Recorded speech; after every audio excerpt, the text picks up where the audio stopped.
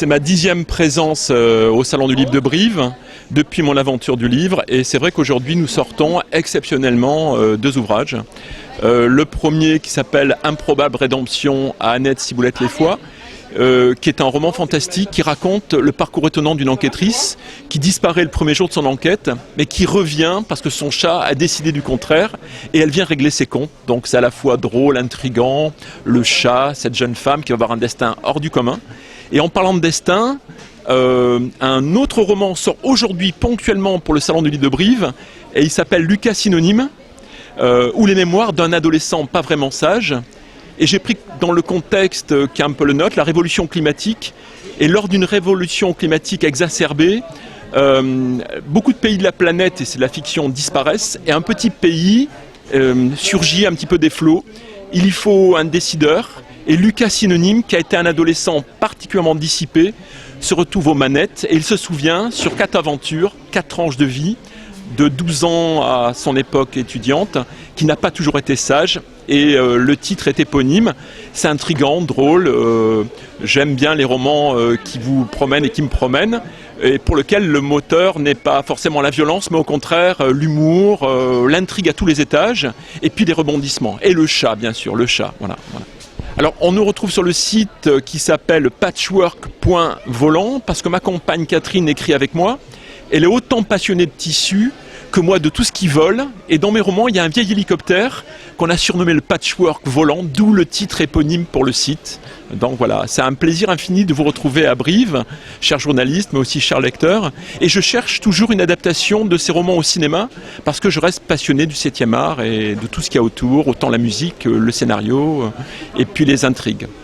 Vous me parlez de Libre et Insoumis qui va sortir la semaine prochaine, mais aujourd'hui je suis là pour Libre comme elle. Donc là c'est le livre sur les femmes, mais c'est pas grave. Je peux déjà vous parler de Libre comme elle, qui est un ensemble de portraits, une vingtaine de portraits de femmes qui ont particulièrement compté pour moi, pour l'élaboration de la pensée féministe. Donc ce sont des femmes qui sont très connues, pour la plupart. Je pense à Simone de Beauvoir, à Louise Michel, à Camille Claudel, à Nina Simone, Janis Joplin, Barbara, Doris Lessing.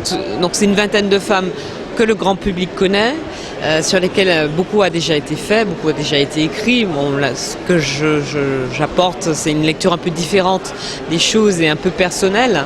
Mais évidemment, il ne s'agissait pas de refaire une biographie de femmes sur lesquelles on a déjà beaucoup écrit. Libre et Insoumis, qui est un peu le pendant masculin de tout cela, qui sort donc dans quelques jours. C'est pareil, c'est le portrait d'une vingtaine d'hommes connus, célèbres, qui ont marqué leur temps, qui ont marqué l'histoire et qui sont pour moi des inspirateurs. Ce sont des gens qui m'ont beaucoup inspiré, qui m'inspirent encore aujourd'hui et qui m'ont aidé à construire ma relation à l'autre. Donc je pense par exemple à René Char, à Brassens, à Brel, à Faulkner, William Faulkner, à John Maxwell Coetzee, l'auteur sud-africain, Patrick Chamoiseau, Martin Luther King, Mohamed Ali. C'est une façon pour moi de leur rendre hommage. Ben, c'est des choix assez variés avec plusieurs points communs, mais disons un fil directeur, c'est la conquête de sa propre liberté, la liberté d'être soi, qui est le combat qu'ils ont tous, que ce soit les femmes, que ce soit les hommes dont je parle, mené. Et le fait qu'en menant ces combats, pour eux, ils les ont aussi menés pour nous, puisqu'ils ont laissé dans l'histoire, dans la construction de la société dans laquelle on vit aujourd'hui, des traces, des repères qui ont des répercussions sur nos vies à tous. Donc ce sont des êtres singuliers qui ont une résonance plurielle. Vous avez jusqu'à présent réussi avec brio à écrire sur des sujets plus ou moins durs et osés. Avec Héloïse Houille, vous êtes passé maître dans ce type d'ouvrage. D'où vient ces sujets d'inspiration un peu... Eh ben en tout cas, c'est bien que vous vous en parliez au passé, parce que j'écrivais effectivement des sujets durs, des livres un peu costauds. Et le prochain, je veux faire exactement l'inverse. Et je sais pas pourquoi je faisais ça. C'est un truc naturel. Moi, je me dis que je suis comme un pommier. Un pommier, il fait des pommes, il sait pas pourquoi il fait des pommes et pas des bananes ou du raisin.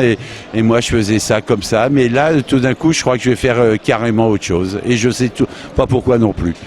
Vous avez pas peur de regretter ces ouvrages un peu loufoques? Vous allez tenter, en fait? C'est exactement ça, je prends un risque parce que les gens qui aimaient bien sans doute mes livres durs, trash, limite pornographiques des fois, peut-être qu'ils vont être très déçus, mais le prochain, je veux faire exactement le contraire. Voilà, et puis peut-être que le public va pas suivre, ou bien oui, j'en sais rien, mais c'est vrai que ça donne un peu les mains moites, mais bon, voilà. Et le seul avantage de ce métier d'écrivain, c'est de faire ce qu'on veut. Alors donc du coup, je fais ce que je veux.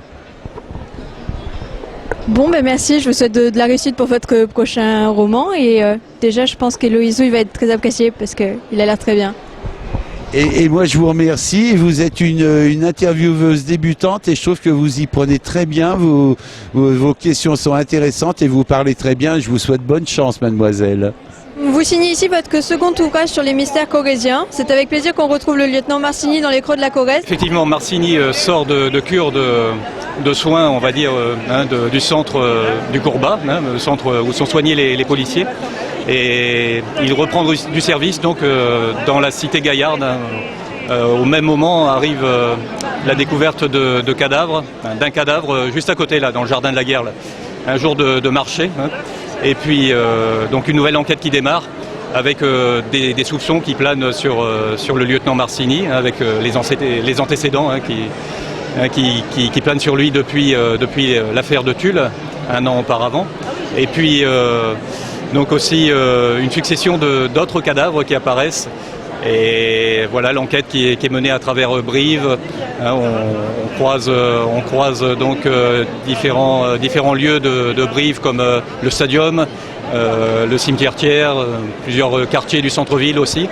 Et puis on sort aussi un peu de Brive, on va un peu dans le Lot et la Dordogne également. Voilà donc une enquête assez difficile avec donc le lieutenant Marcini qui revient, mais pas dans des conditions très faciles pour lui.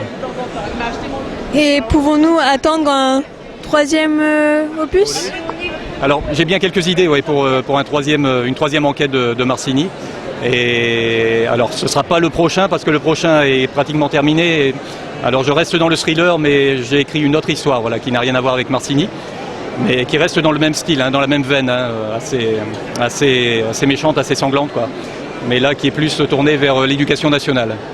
Alors un nouveau livre sur le rugby. C'est pas que nouveau, c'est-à-dire que c'est une mise à jour. En fait, c'est un livre qui est sorti il y a 2 Coupes du Monde, donc c'était la troisième. Troisième mise à jour, c'est un bouquin qui est sorti en 2007 et qui avait la vocation, comme toutes les collections des nuls, de reprendre, on va dire, le b.a.-ba du rugby, à la fois pratique, comment jouer, où, pour qui, les enfants, les licences, etc. Et puis aussi un côté un peu plus... on va dire historique, d'où vient le rugby, quels sont les différents rugby, pourquoi la Grande-Bretagne, pourquoi la Nouvelle-Zélande, pourquoi les Springboks, etc. etc. Donc ce livre a la vocation de retracer un petit peu toute l'histoire du rugby, à la fois pour le découvrir, pour mieux le connaître, pour l'appréhender également, et puis pourquoi pas jusqu'au moment où, et bien sûr, pour y jouer.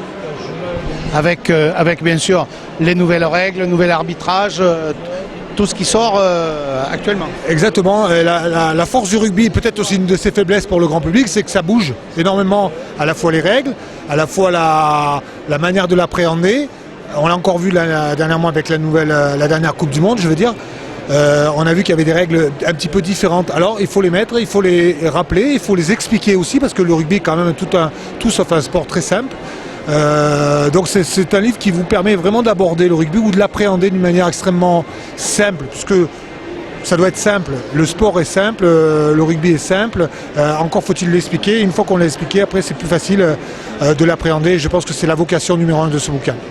Oui, donc les règles sont expliquées un peu plus simplement que sur le lexique, mais après pour tout le reste, il y a quand même du travail de recherche.